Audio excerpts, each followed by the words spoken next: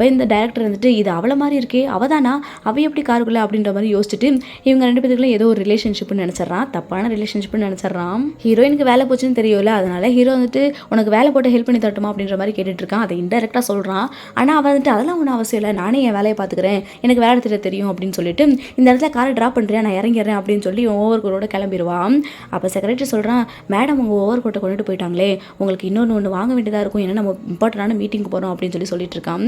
அதெல்லாம் பரவாயில்ல பார்த்துக்கலாம் அப்படின்னு சொல்லும்போது செக்ரட்டரி வந்து மேடம் ரொம்ப கேர் பண்ணுறாங்க அப்படின்ட்டு வேறு ஏதோ சொல்ல ட்ரை பண்ணுவான். அப்போ ஹீரோ வந்துட்டு அதெல்லாம் ஒரு ஃபீலிங்ஸ் கிடையாது அப்படின்ற மாதிரி சொல்லிடுறான். இந்த பக்கம் ஹீரோவோட வீட்டை காட்டுவாங்க. அவனோட தங்கச்சி இருந்துட்டு ஃபோன் நோண்டிட்டு இருப்பாளா, அவள் பாட்டிமா வந்துருவாங்க. பாட்டியை பார்த்ததுமே பாட்டி நீங்கள் வந்துட்டீங்களா, அவங்க தான் எதிர்பார்த்துட்டு இருந்தேன் அப்படின்னு சொல்லிட்டு அவங்கள கட்டி பிடிச்சி எக்ஸைட்மெண்ட்டாக பேசிகிட்டு இருப்பான். பாட்டி வந்துட்டு மருமக எப்படி இருக்கா, அவளை பார்க்க தான் வந்தேன் அப்படின்ற மாதிரி சொல்லிட்டு இருக்காங்களா. ஆனால் இவ என்ன பண்ணுவா, மருமக ரொம்ப மோசமானவ, என் மேலே இப்படி தண்ணிலாம் எடுத்து ஊற்றிட்டா அப்படி இப்படின்னு பயங்கரமாக அவன் மேலே பயங்கரமான பொய் புகார்லாம் சுபத்திடுவான். அப்போ கரெக்டாக நம்ம ஹீரோயின் வந்துடுறாங்க. பாட்டி இவளை பார்த்ததுமே நீ என்ன பண்ண, இவன் மேலே தண்ணி ஊற்றினியா அப்படின்ற மாதிரி கேட்டுட்டு இருக்காங்க.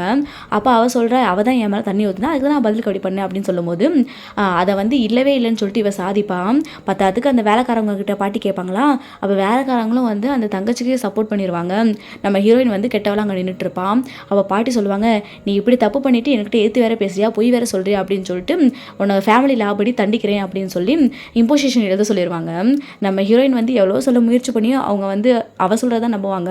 டேபிளில் நம்ம ஹீரோயின் பண்ணி வச்சு கேக் ஒன்று இருக்குமா, அதை பாட்டிக்கு வந்து அந்த தங்கச்சிக்காரை எடுத்து கொடுப்பாவோ ஊட்டி விடுவான். பாட்டி அதை சாப்பிட்டு இருக்கும்போது ஹீரோயின் அதை சாப்பிடாதீங்க அப்படின்னு சொல்லுவாங்க. ஆனால் அவள் சொல்லுவா, நீ எதுக்கு இதை சாப்பிட வேணான்னு சொல்கிற, அதெல்லாம் பாட்டி சாப்பிடுவாங்கன்னு சொல்லி விட்டுட்டே இருப்பா. பாட்டி அதை நல்லா ரெஸ்ட்டு சாப்பிட்டுட்டு இருக்கும். கொஞ்ச நேரத்தில் பார்த்தா பாட்டிக்கு வந்து அடைச்சிட்டு ஒரு மாதிரி மூச்சு திணற ஆகி போயிடும். நம்ம ஹீரோயின் அவங்கள ஹக் பண்ணி அப்படியே ஒரு மாதிரி குலுக்கி வாயில் இருக்கிறத வெளியெடுக்க ட்ரை பண்ணிட்டு இருப்பாங்க. ஆனால் இந்த தங்கச்சிக்காரி வந்துட்டு என்ன என் பாட்டியை கொல்ல பார்க்குறேன் அப்படி இப்படின்னு பெரிய கரெக்டாகவே பண்ணிட்டு இருப்பான். நம்ம ஹீரோ அங்கே வந்து பார்த்துட்றான். அப்போ வந்து ஹீரோயினை பற்றி தப்பாக பாட்டி எப்படி கொல்ல பார்க்குற அப்படின்னு சொல்லி கொடுத்ததுக்கப்புறம் ஹீரோ கோவம் வந்துடுது.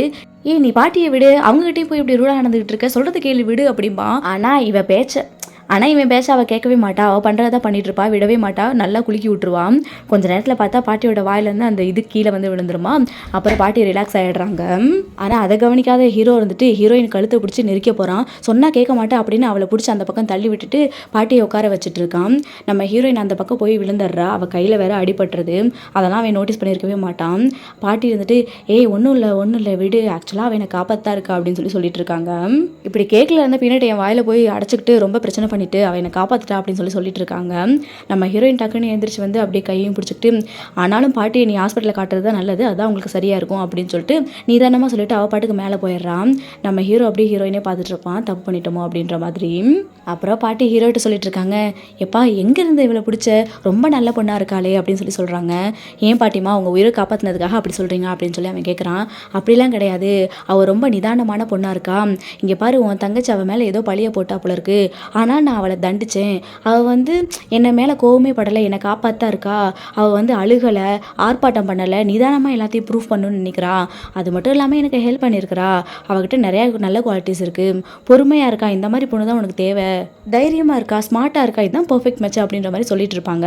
ஸோ அதனால் சீக்கிரமாக இந்த ஃபேக் மேரேஜெல்லாம் விட்டுட்டு தாத்தா ஆசைப்பட்ட மாதிரி இவ கூட சேர்ந்து வாழ்ந்து எனக்கு ஒரு பேரனையும் கொடு அப்படின்னு சொல்லிட்டு இருக்காங்க. பாட்டி நீங்கள் ரொம்பவே பேசுகிறீங்க அப்படின்ற மாதிரி இவன் சொல்லிட்டு இருக்கான். அப்படின்னா இல்லைடா, நீங்கள் வெறும் ஃபார்மாலிட்டிக்ஸ் தானே கல்யாணம் பண்ணியிருக்கீங்க, இன்னும் உங்களுக்கு வந்து வெட்டிங் நைட்லாம் நடக்கலைல்ல, ஸோ அதுக்கான ஏற்பாடெல்லாம் பண்ணுற வழியை பாரு, இல்லை அப்படின்னா நீ இப்படி ஃபேக்கு தானே பண்ணிட்டு இருக்கேன்னு தாத்தாட்ட போட்டு கொடுத்துருவேன் என்ன அப்படின்னு சொல்லி மிரட்டிட்டு இருக்காங்க. அவனும் ஓகே அப்படின்னு சொல்லிடுறான். இங்கே நம்ம ஹீரோயின் இம்போசிஷன் எழுதிட்டு இருப்பாங்க. லிட்டில் கேர்ள் என்ன இம்போசிஷனா அப்படின்ற மாதிரி கேட்பான். ஆமாம், இந்த செஞ்சுரியிலையும் உங்கள் வீட்டில் பாரு ஃபேமிலி ரூல்ஸ்னு வச்சு அதை வேற இம்போசிஷனாக தண்டனைலாம் கொடுத்துட்ருக்காங்க அப்படின்னு முடங்கிட்டே எழுதிட்டு இருப்பாளா. அப்போ இவன் வந்துட்டு இதெல்லாம் ஒன்று எழுத தேவையில்ல அப்படின்னு சொல்லி அதை வாங்கி வீசி விட்டுருவான். அப்போ அவள் ஓஹோ ரொம்ப நல்லதாக போச்சு, நான் அப்போ தூங்க போகிறேன் அப்படின்னு சொல்லிட்டு கிளம்புறா. எங்கம்மா போகிறேன் அப்படின்ற மாதிரி அவள் கையை பிடிச்சி இழுப்பானா, அவள் கையில் காயம் பட்டிருக்குள்ள அப்போ வலிச்சிரும், கத்துவாலாம். சாரி தெரியாமல் பண்ணிட்டேன் அப்படின்பா. ஆமாம் காயத்தையும் பண்ணி விட்டு இப்படியும் பண்ணு அப்படின்ற மாதிரி முணுமுணுப்பாலாம். அதான் தெரியாமல் பண்ணிட்டேன்ல, சரி ரெடி ஆகிட்டு வா, மறந்து போட்டு விட்றேன்னு சொல்லுவான். இவளும் ஃப்ரெஷ்ஷெல்லாம் ஆகிட்டு நான் தூங்க போகிறேன் அப்படின்பாளா. இங்கே வா நான் உனக்கு மறந்து போட்டு விட்றேன் அப்படின்னு சொல்லி கூப்பிடும்போது இவ வேண்டாம் அப்படின்பா, மிரட்டுவானா. சரி ஓகே அப்படின்ற மாதிரி ஒரு பாட்டு மாதிரி பாடிட்டு வந்து உட்காருவாளா. அப்போ இவன் மறந்து போட்டுகிட்டே இருப்பான். அப்போ இவள் லைட்டாக ஒரு லுக் விட்டுட்டு என்ன அங்கிளுக்கு ஒரே கில்ட்டியோ அப்படின்ற மாதிரி கேட்பான். ஆமாம், ஆக்சுவலாக என் மேலேயும் தப்பு இருக்குது. ஃபஸ்ட் ப்ளேஸில் நான் தானே இந்த காயத்தைப்படுத்தினேன் அப்படின்னு சொல்லிட்டு இருப்பான். என்னன்னே பண்ணல, தெரியாமல் தான் பண்ணிட்டேன் அப்படின்னு சொல்லுவான். அப்புறம் நீ பாட்டி மேலே எதுவும் கோச்சிக்காத, அவங்க பாவம் வயசானவங்க அப்படின்னு சொல்கிறானா. அப்போ இவர் வந்துட்டு அந்த வயசானவங்க மேலே நான் எதுவும் கோவப்படணும், அவங்க ஒன்றும் கெட்டவங்களாம் கிடையாது, கெட்டவங்களா இருந்தால் அவங்க எப்படி ஃபேமிலி ரூல்ஸ் படி தந்துட்டு இருப்பாங்க, அவங்க உண்மையிலே நல்லவங்க தான். ஆனால் பாரு, நான் என்னோட டியூட்டியை ஒழுங்காக தான் பண்ணேன். என்ன தான் நம்ம ஃபேக் கப்புளாக இருந்தாலும் நான் என்னோட மருமகன்ற வேலையை நான் கரெக்டாக பண்ணிகிட்ருக்கேன். ஆனால் உன் தங்கச்சி இருக்காளே தேவையில்லாத பிரச்சனை பண்ணிட்டு, ஆனால் பாரு பாவம் பாட்டி அவளுக்கு சப்போர்ட் பண்ணுறேன்னு சொல்லி பேசிகிட்டு இருந்தாங்க அப்படின்னு சொல்லிட்டு இருக்கான். அப்போ ஹீரோ வந்துட்டு உண்மையிலே அவங்க மேலே உனக்கு கோவம் இல்லையா அப்படின்னு சொல்லி கேட்குறான். அவங்க மேலே நான் எது கோவப்படணும், கோவமே இல்லை அப்படின்னு சொல்லிட்டு இருப்பாளாம்.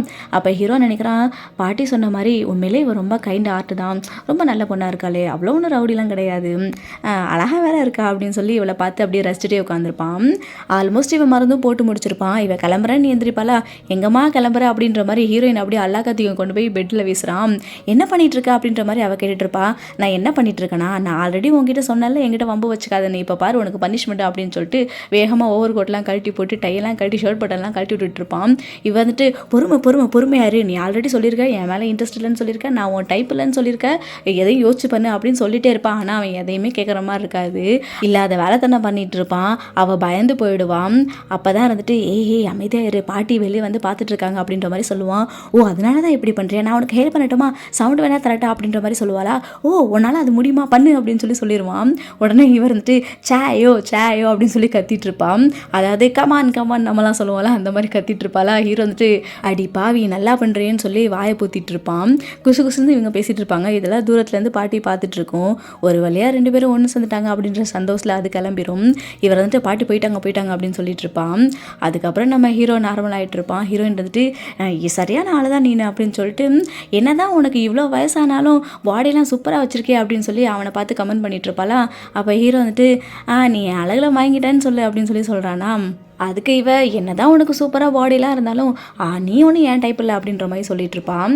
அதுக்கு அவன் யார் உன்னோட டைப்பு அப்படின்னு சொல்லி கேட்குறான். என்னோட டைப்புன்னு சொன்னால் அவங்க ரொம்ப கேர் பண்ணுற கைண்டான ஆளாக இருக்கணும், சிஸ்டர் மாதிரி என்னை பார்த்துக்கணும் அப்படின்ற மாதிரி சொல்லிட்டு இருப்பாளா. அப்படி ஒருத்தன் எங்கேயாவது இருப்பானா அப்படின்னு சொல்லி இவன் சொல்லிட்டு இருப்பான். ஆமாம் உனக்கு இந்த மாதிரி டைப் பிடிக்கணும் இவ கேட்குறான். அதுக்கு இவன் இருந்துட்டு எப்படி இருந்தாலும் பரவாயில்ல, ஆனால் பெட்டில் இருக்கும்போது கேமான் சாயோ அப்படின்ற மாதிரி கட்டுத்தரால் மட்டும் வேண்டாம் அப்படின்னு சொல்லி சிரிச்சுட்டே சொல்லிட்டு இருப்பான். இவளுக்குமே சிரிப்பு வந்துடும். அதுக்கப்புறம் ஹீரோயினுக்கு ஒரு கால் வருது. இவளுக்கு பிரதர் மாதிரி ஒருத்தன் கூடவே இருப்பான். இவங்க ஒரு சீக்ரெட்டாக ஒரு கம்பெனி வச்சுருக்காங்க. இவன் நிறைய ஹேக்கிங்லாம் பண்ணுவாள். இவன் நல்லக்கு சாஃப்ட்வேர் தெரியும்ல. அப்போ அவன் வந்து இவளோட ஃபாலோவர். இவளோட அம்மாவை தேடி கண்டுபிடிக்கிறதுல இவன் ரொம்ப மும்மரமாக இறங்கிட்டு இருப்பான். அவங்க ரொம்ப ஃபேமஸான பெயிண்டரு. ஆக்சுவலாக இவங்க அப்பா வந்து அவங்க இறந்துட்டாங்கன்னு சொல்கிறான். ஆனால் இவளுக்கு அதில் நம்பிக்கையே இல்லை, ஏன்னா அவங்க பெயிண்டிங் இன்னும் பப்ளிஷ் ஆகிட்டு இருக்கு. ஸோ இந்த பிரதர் வந்து அது எங்கெல்லாம் எக்ஸிபிஷன் போட்டிருக்காங்க அப்படின்னு சொல்லி அதுக்கான இன்ஃபர்மேஷன்லாம் கொடுத்துட்ருப்பான். ஸோ இப்போ வந்து அது ஏலத்துக்கு வந்திருக்குன்னு ஏலம் எடுக்கிறதுக்காக வந்திருக்காங்க. அந்த இடத்துல வந்து அதை ஏலம் எடுக்க ஹீரோவும் வந்திருக்கான். இவ அதை தூரத்துலேருந்தே பார்த்துட்டு இவ டேரெக்டாக அந்த ஹாலுக்கு போக மாட்டா, இவளோட பிரதர் தான் அங்கே இருப்பான். நிறைய பேர் வந்து இப்படி யாரும் கேட்டுகிட்டே இருப்பாங்களா. அப்போ இவளோட பேரில் வேற ஒருத்தன் ஏலம் எடுத்துகிட்டு இருப்பான். அந்த பக்கம் நம்ம ஹீரோவுக்கு செக்ரட்டரி எடுத்துகிட்டு இருப்பாங்க. இது பழமையான பெயிண்டிங் அப்படி இப்படின்னு புகழ்லாம் சொல்லிட்டு இருக்காங்க.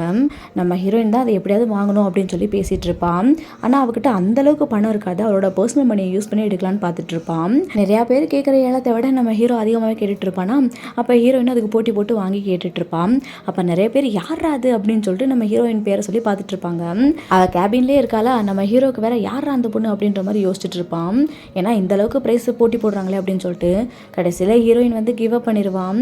அப்போ பிரதர் சொல்லுவான், இல்லை நம்மளோட இன்னொரு ஃபண்டை யூஸ் பண்ணலாமா அப்படின்னு கேட்கும்போது, கம்பெனி பணத்தெல்லாம் நம்மளால் யூஸ் பண்ண முடியாது, அதெல்லாம் வந்து தப்பு, சரி ஓகே போனது போச்சு அப்படின்னு சொல்லிட்டு அவள் கிவ் அப் பண்ணி கிளம்பிடுவான். இந்த பக்கம் ஹீரோவுக்கு ஏலத்தை கொடுத்து எல்லாரும் அவனை ப்ரைஸ் பண்ணிட்டு இருப்பாங்க. இந்த பொருள் வந்து இவளுக்கே போகுது அப்படின்னு சொல்லிட்டு அந்த பெயிண்டிங்கை பற்றி சொல்லிட்டு இருப்பாங்க. அதுக்கப்புறம் ஹீரோயின் வந்துட்டு அவனுக்கு எதுக்கு அந்த பெயிண்டிங் தேவை அப்படி இப்படி அவனை பிடிச்சி திட்டிட்டு இருப்பான். இப்படி இவங்க கேபினில் உட்காந்து பேசிகிட்டு இருக்கும் போது இவளோட அந்த ஓல்டு கலிக் வில்லி இருப்பாள், அவள் அங்கே வருவா. அடியே நீ எதுக்கு இங்கே உட்காந்துருக்க அப்படின்னு நம்ம ஹீரோயினை பார்த்த உடனே, நான் அந்த வேலையை விட்டுட்டு இப்போ இங்கே வேலைக்கு சேர்ந்துருக்கேன், நீங்கள் ஒருத்தங்க கூட ஜாலியாக ஹூக்கப் பண்ணிட்டு இருக்கேன் அப்படின்னு சொல்லிட்டு அவளை பற்றி தப்பாக பேசுகிறான். பாவம் இந்த பிரதர் வந்துட்டு தன்னை கை காமிச்சு நானா அப்படின்ற மாதிரி கேட்டுட்டு இருப்பான். ஹீரோயின் அதை பற்றி சிரிச்சிட்டு இருப்பாளாம். இந்த பக்கம் வில்லி ஹீரோயின் பேரை சொல்லி திட்டிகிட்டு இருக்காளா. இருக்காளாம். இதை பக்கத்து கேபின்லேருந்து நம்ம ஹீரோ கேட்டுட்டு இருக்கான். ஒருவேளை இது நம்மளோட லிட்டில் கேர்ளாக இருக்குமோ அப்படின்னு சொல்லி மனசில் நினைக்கிறான். ஏன்னா அந்த வில்லி சொல்கிற பேரும் வந்து ஹீரோயின் பேர் தானே, அதனால அங்கே போய் பார்க்கணும் அப்படின்னு சொல்லிட்டு செக்ரட்டரி சொல்லிட்டு அந்த ரூமுக்கு வரான். ஹீரோயின் வேற மறைச்சு இந்த விஷயத்தெல்லாம் பண்ணிட்டு இருக்காளா, இவனுக்கு தெரிஞ்சால் மாட்டணும் அப்படின்ற மாதிரி பயந்து போயிட்டு தான் இருப்பான்.